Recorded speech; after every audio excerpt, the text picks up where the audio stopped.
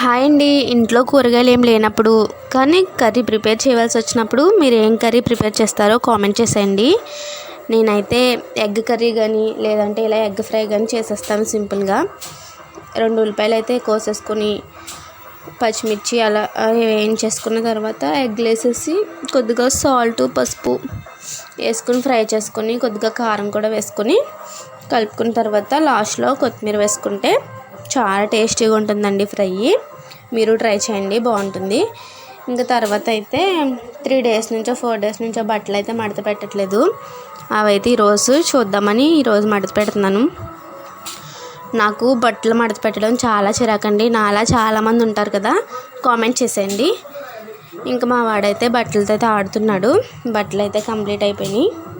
ఇంకా డిన్నర్ చేద్దామని ఆవకాయ అలాగే ముందుగా ఫ్రై చేసిన ఆ ఫ్రై కూడా వేసుకుని